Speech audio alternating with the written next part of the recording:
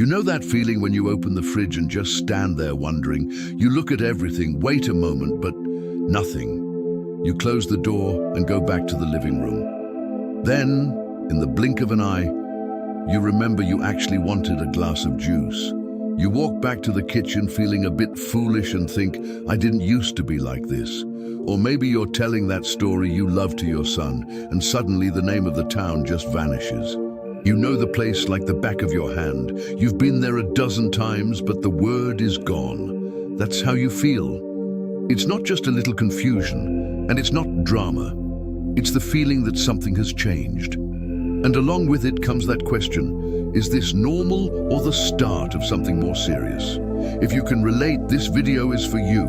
Let's talk about this calmly and honestly, without trying to scare you. First, something important. If you've made it this far, this concern has likely been weighing on you for a while.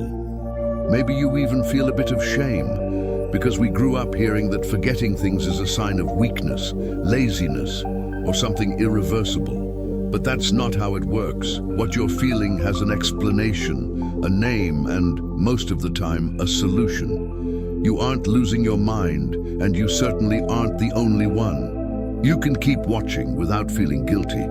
This is a safe space. A few days ago, while watching videos on YouTube, I found a story from a lady named Dorothy, 71 years old, living in Florida. I don't remember her exact words, but she said something like, I stopped telling stories at family gatherings for fear of forgetting the details. Last Thanksgiving, I couldn't remember the name of the neighbor we had when my kids were little. I felt so embarrassed that I went into the kitchen and didn't come out until it was time to serve dinner. I kept thinking about Dorothy, this woman who always brought the family together, who remembered everyone's birthday, who knew everything, and who now hides in the kitchen for fear of appearing like less than she's always been. If you recognize yourself in that story, know that Dorothy and you are not alone. But why does this happen? Why does memory change after 60 or 70? There are real reasons. It's not weakness, it's not bad luck. I'll explain them to you one by one. First, the brain's pace changes with age. Think of it this way. The brain of a 70-year-old is like a massive library filled with decades of experiences, faces, stories, and knowledge. But that brain has also worked very hard. Over time, it starts to process information a little slower. Not worse, just slower. Studies show this slowdown actually begins at 30, but we only start to notice it much later. It's nature. It's normal. Take a moment to let that sink in.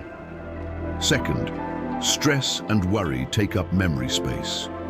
Many people don't know this, but science confirms it.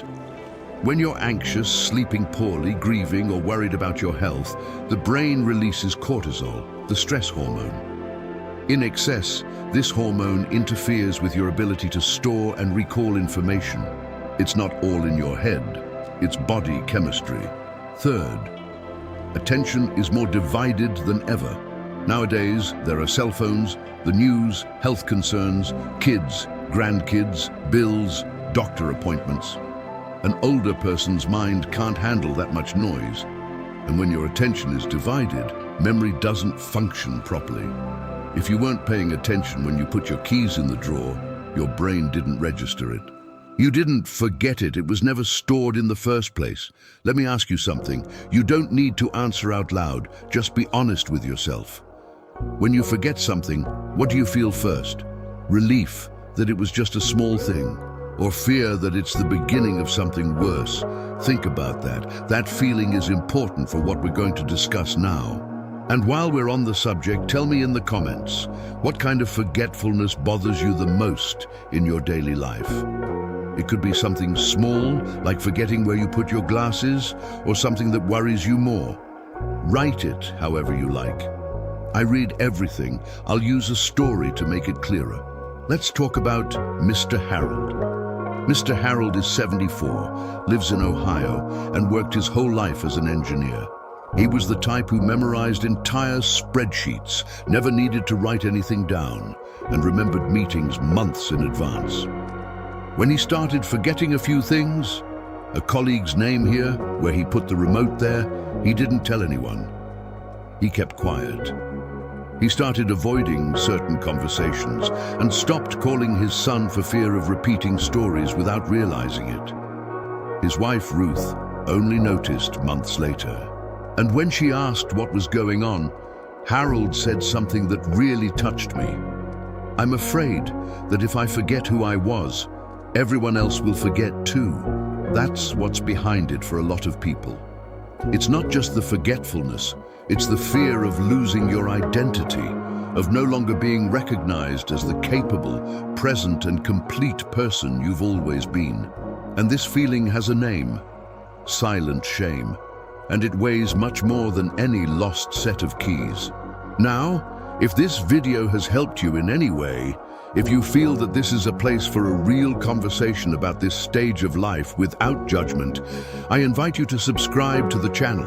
It's free, and every week there's a new video like this. Click the button below and join our community. So what can you actually do? No miracles or magic pills, just small habits that make a difference.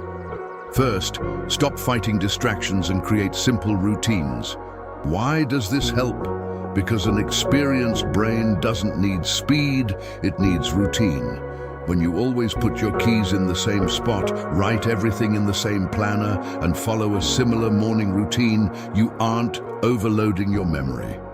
The habit does the work for you. Start with just one thing: a fixed spot for your keys or a notepad on the kitchen table. That alone helps immensely. One more thing. Speaking out loud helps more than you think. It might seem strange, but there's an explanation. When you say out loud, "I'm putting my medicine here on the nightstand next to the glass of water," your brain registers the information through two channels at once: visual and auditory. It's like saving a file twice.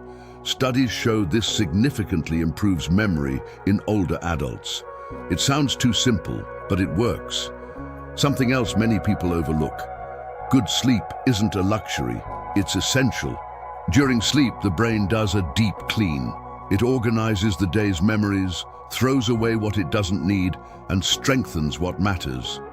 When sleep is poor due to pain, anxiety, or middle-of-the-night trips to the bathroom, this process doesn't work right.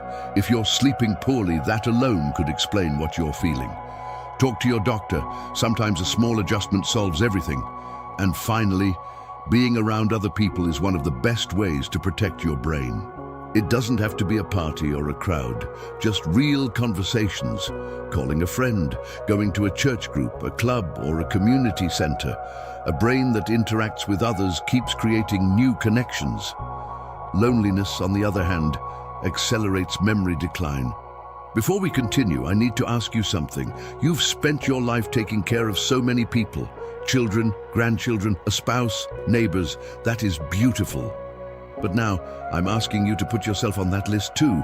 Taking care of your memory, paying attention to your sleep, and seeking help when something truly worries you isn't nonsense or complaining. It's respect for yourself.